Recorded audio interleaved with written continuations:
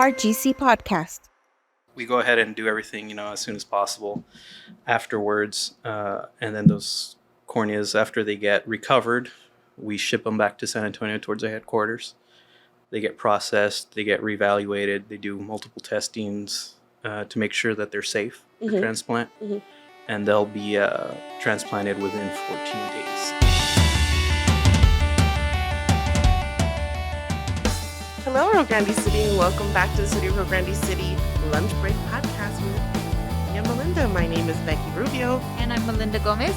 And we're so happy that you're here with us. For this coming up, or for this week, we have Blue Wave Express Car Wash having their grand opening on Thursday, October 12th at 9 a.m. If you don't already know, they had a soft opening this past Monday. So go ahead and stop by and get your car washed. Blue Wave is a really innovative car wash experience where they use recycled water to help maintain the environment of the community around them. So we're real excited to have them here and to see how everybody reacts. I'm excited to go. I haven't been yet. I like seeing all the colors at night, though. You see all the colors out. They have like a window that shows it's like rainbow lights. It's like a light show. So it's a light show. It's an experience along with the chore. Then that should make it a lot easier a lot more fun to go get your car washed. Rio Grande City Public Library will be debuting a podcast here with us, and it's called Cover to Cover, and it is with Enna and Kelsey from the public library, and they will be doing book reviews and just talking about books. Just talking about library news, all the events that they have going on and all the programs, and doing reviews. And I think they'll also be doing some other book of the week or something along those lines. So keep an eye out for that podcast. That will be coming out pretty soon. Excellent. Also on Thursday, this upcoming Thursday, October 12th, is going to be pretty busy. So we have the Blue Wave Car Wash grand opening, which I'm very excited about. Then we also have the Loved Down Syndrome Foundation is going to be having a fundraiser day at Peter Piper Pizza from 11 a.m. to 9 p.m. There's going to be a special guest gathering from 6 to 9 p.m. There's going to be free ice cream for the first 50 guests with a purchase. And when you go in to buy your pizza, your wings, your breadsticks, whatever you're going to get, you just mention that you're there for the event at the fundraiser, and a percentage of costs go to the Loved Down Syndrome Foundation. So once again, that's going to be Thursday, October 12th from 11 a.m. to 9 p.m. Go to Peter Piper Pizza and just tell them you're there for the Loved Down Syndrome Foundation. It's a good cause, and anything to give back and to help out, right? I mean, I love eating pizza, so may as well eat pizza and give back to those around us, our community. Also on Thursday, the Kelsey Bass Museum is going to have the opening ceremony of the new exhibit that the new traveling or semi-permanent, well, it's not permanent, I would say traveling exhibit that they're going to have for this month from the San Antonio Eye Bank.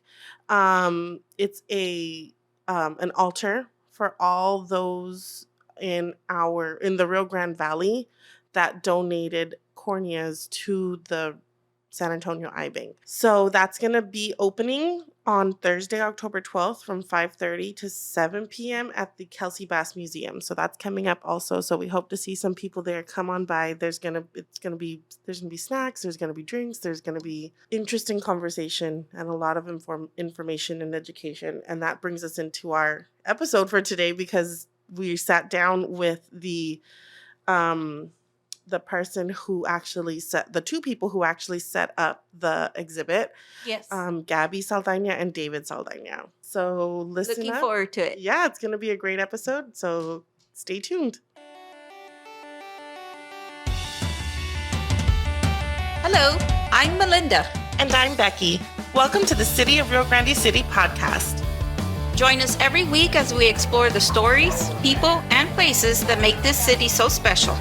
From news and updates, interviews with city officials and administrators, ongoing initiatives, everyday services and projects our city staff work on in service to our community, we'll bring you the inside scoop on everything Lindo Rio Grande has to offer. So whether you're a lifelong resident or just passing through, join us for the City of Rio Grande City podcast. Great things continue to happen in Rio Grande City. This podcast is an initiative of the City of Rio Grande City and the Rio Grande City EDC. If you would like to know more about certain topics pertaining to the municipality or have an idea for an upcoming podcast, email mgomez@rgcedc.com or brubio@cityofrgc.com. Hello, Rio Grande City. This is Becky Rubio, And I'm Melinda Gomez. and we are joined by David and Gabby Saldaña. Hello. Welcome. Hi, everyone. So can you all introduce yourselves and then tell us what your title is and what you do? So I am the Hospital and Community Relations Coordinator for the San Antonio Eye Bank. I manage all that is PR and education here in the Rio Grande Valley about cornea donation. I am the representative for Starr County, Hidalgo County, and Cameron County. Wow. Okay, awesome. David? And so I'm the quality assurance specialist for Texas Donor Network, partnered agency with the San Antonio Eye Bank. However, I do also work for the San Antonio Eye Bank as one of their recovery technicians. So tell us what that is. I'll let Gabby start, simply because there's a lot more information on the front end of it. So do you want to just go ahead and tell us a little bit How about about cornea this? donation? So tell us what's happening at the Kelsey Bass Museum. At the Kelsey Bass Museum, we got the opportunity to put together an altar for Dia de los Muertos, honoring the 2022 donor heroes. We reached out to the families of all Rio Grande Valley donors that donated corneas, and we just let them know we're going to be doing this here in the valley. We would like to include a picture of your loved one. If this is okay with you, please submit 1 to 2 photos. And we had a really good response. We had 33 photos turned in. And we did have some locals here in Rio Grande City say that they were really excited and that they were going to come out to the museum to look at their loved one on display. We try to do this every year because as Hispanics, we don't like to speak about death. It's something that we kind of avoid. So this is a one time of year where it's kind of acceptable. It's okay for us to talk about death, to remember our loved ones that have passed. So that's why we are trying to do this, not just here, but our San Antonio office has also taken this approach, and they're also setting up an altar at the Guadalupe. Theirs is a little bit more different just because that museum, it's a little bit more involved. They'll have like folkloric dancers. They actually encourage the families to come out and put like meals. Oh, okay. Wow. Yeah, like Okay. real food. I know last year my boss said that somebody took some enchiladas verdes. Nice. And they put it next to their daughter's picture. It's very nice. And That's so sweet. we love to come out to these events just to get to meet the donor families because, you know, we love their loved ones as much as they did. We were able to help continue their legacy and leave a living legacy by giving someone the gift of sight. That's so special. That's awesome. Yeah, and so in doing so, we both play a part. You know, she's the one educating on the front end. You know, and then on the back end, we're kind of the ones that go in there as a recovery tech and actually perform the procedure to recover those corneas. And so in doing so, everything has to happen kind of almost immediately after their passing. And those conversations are particularly hard, especially when going through that whole process with the family after just losing somebody. Yeah.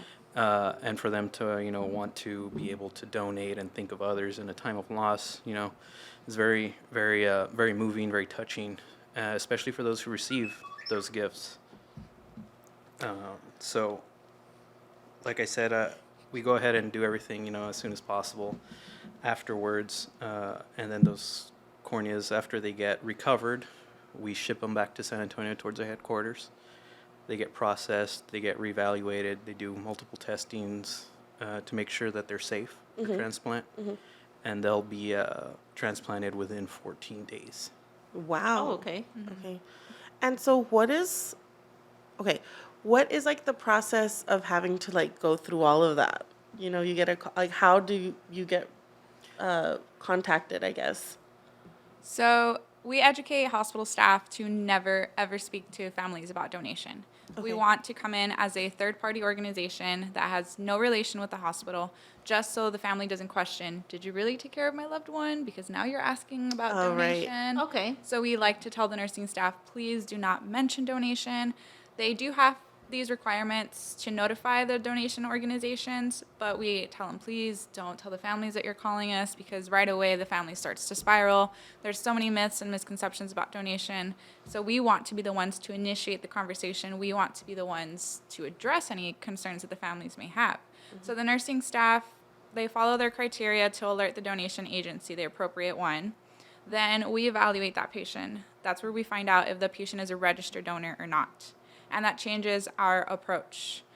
So if somebody's registered, we print out a notification that just says, it has your name, your address as it was in your driver's license, and the day that you registered and where you registered. And we show this to the family. We communicate with them.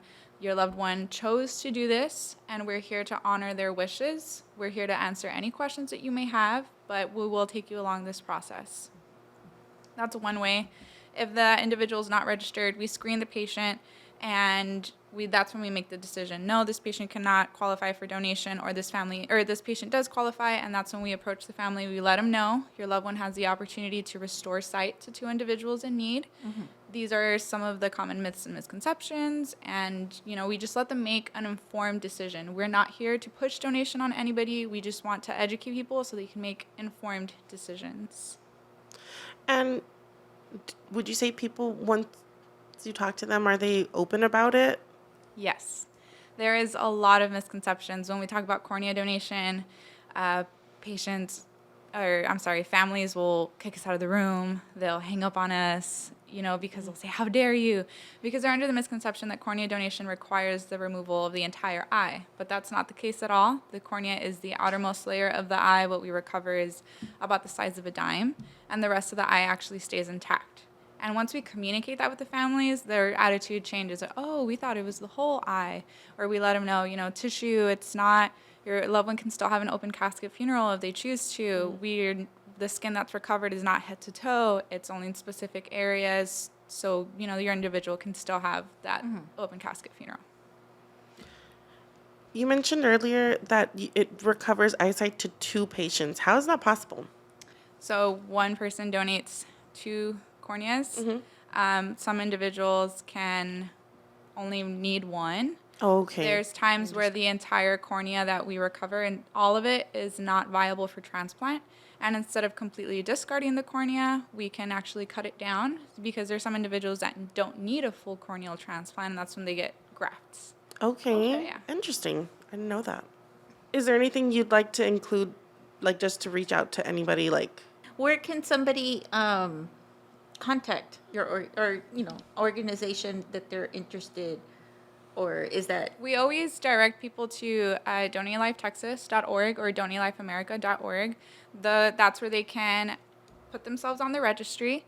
They can also remove themselves off of the registry through there, and you can also pick and choose what kind of donor you are. So let's say I only want to become an organ donor if I meet that criteria, because again, not everybody that's a registered donor actually becomes a donor. They have to meet criteria.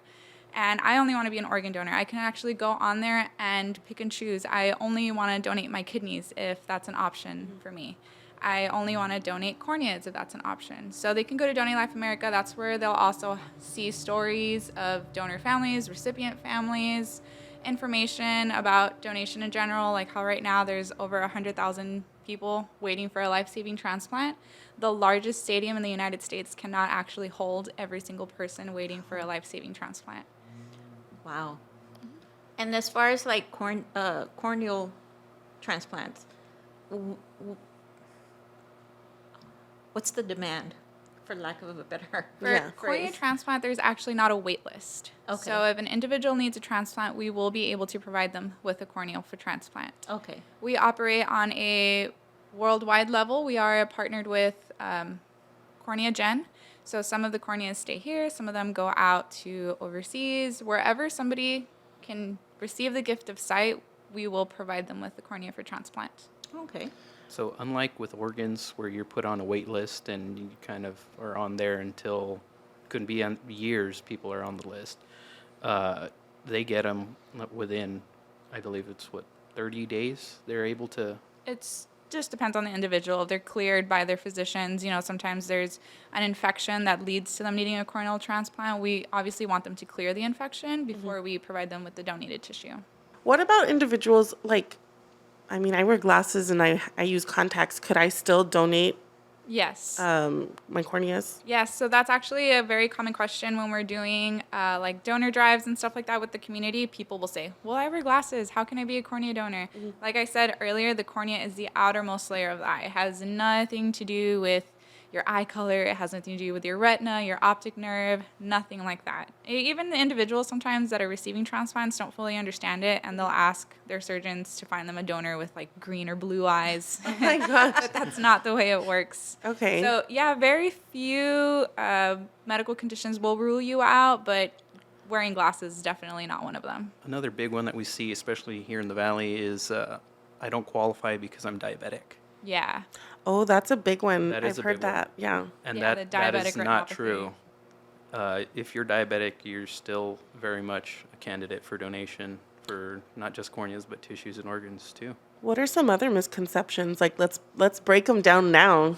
The first one is the main one is if I'm a registered donor, the hospital or the EMTs aren't going to save my life. Oh, That's a big one, and unfortunately that just shows how uneducated our population is down here. So organ donation is completely different from tissue and cornea donation. To be an organ donor, an individual still needs to be quote unquote alive. So it's individuals that are considered brain dead But are still on life that support. are still on life support. okay. So that just shows, if you're at the scene and you're having a heart attack and EMT is not going to save your life, then you can't be an organ donor because you Yeah. have already expired. Yeah. Yeah. We have to educate our community that it's completely not what they think. EMTs, it just to put it into perspective, let's say somebody's having a heart attack and they call an ambulance. These people think that the EMT's first response or whatever is, let's check their license before we start doing CPR. Come on, like how does No. that sound right? Yeah. So no, the hospital staff doesn't even know if you're registered or not. Like I mentioned earlier, the hospital staff have this criteria that they have to follow. We are the ones that we get to find out, okay, this individual is registered or not. The hospital staff will never know. The EMTs will never know. Their priority is to save your life. They're there to save your life before they even know your name, before they know your documentation status, before they know if you have insurance or not. So why would they care if you're a registered donor or not? That's a big one too. Yeah. Like, that's good. That is really big. Yeah, And that's- it kind of ties into the office. I know everybody. You went to an education and you were talking to a bunch of EMTs and they were all quoting that one episode from The Office. Yes, where they're like, we only have precious hours or something like minutes for the organ. It's so wrong. I love The Office, but that is so wrong. How did you, Gabby, how did you get into this So career? I graduated college and I was kind of stuck at a dead end job, and I just saw this job listing when I first started, I was talking to the families when their loved one passed away. I would go to the hospital and I would show them the documentation, let them know that their loved one was registered or not, and explain the process to them, and sit there and fill out all the paperwork with them, which sometimes people, when I say paperwork, they're like, oh, okay. But it's a pretty detailed questionnaire that asks them, very specific questions about their loved one, because we obviously want to make sure that what we're recovering is safe for transplant. So at times when we're asking these questions, it's bringing up emotions. I'm asking this mom who just lost her son, can you explain to me their most recent vacation or their most recent travel? And that, of course, brings emotions Yeah. up.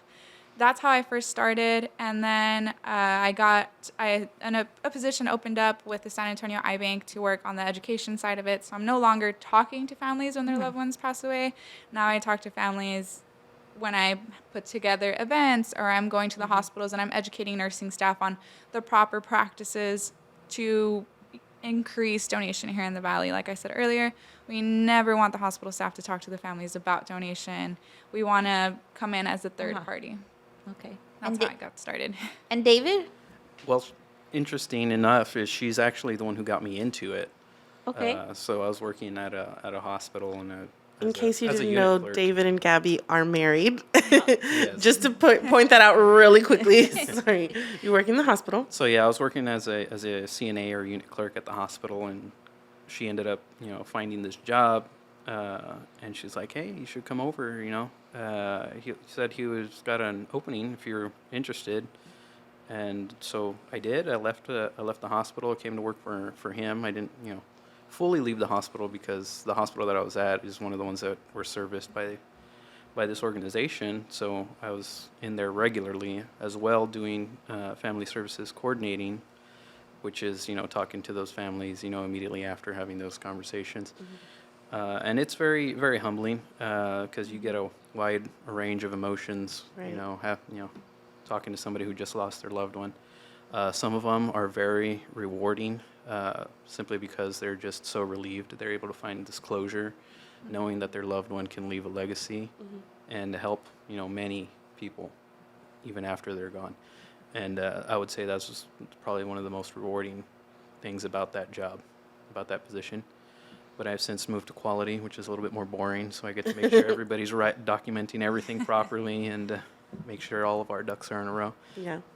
But also important. Very important, yes. But Speaking to the families is really special. During COVID, it completely kind of changed the process. Yeah. And when COVID first started, 2020, I was still talking to families, and we were in a position where the families weren't allowed to go into the hospitals. So how were we supposed to talk to them? And we started actually going to these individuals' houses, which at times was kind of scary, And at times when you're there, I remember one time I was talking to this specific family, and I was talking to the wife, and her husband had passed away. And her husband was like an aerospace engineer or something at one point in his life. And she had all of the like little models of everything that he had designed. And as I was asking her these questions, she would pull up like the little models and show me. It's like he said, it's very humbling. Every family is different. Some people don't react very well, and some people love the idea.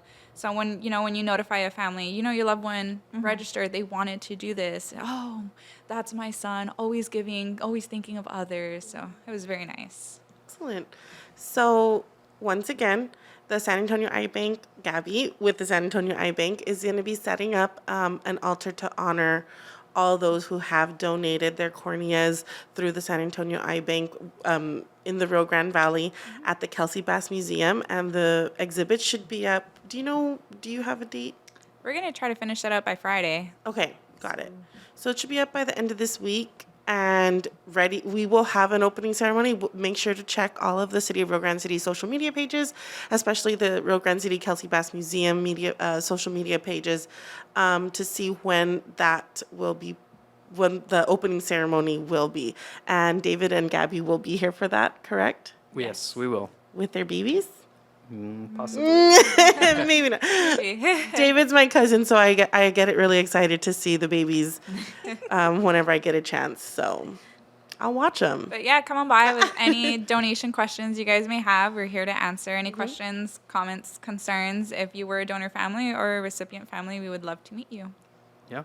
And just, as a reminder, we spoke earlier that if y'all are interested in signing up to become a registered organ tissue eye donor, you can do so at the Donate Life America website. One last misconception that people have, and we get asked that quite often, is you can register when you go and get your driver's license.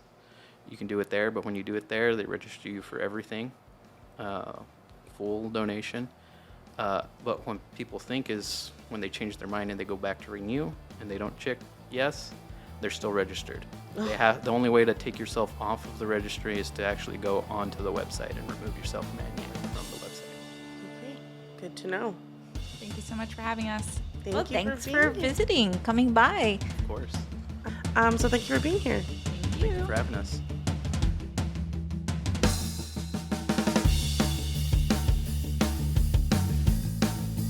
This podcast is an initiative of the City of Rio Grande City and the Rio Grande City EDC. If you would like to know more about certain topics pertaining to the municipality or have an idea for an upcoming podcast, email mgomez@rgcedc.com or brubio@cityofriogrande.com.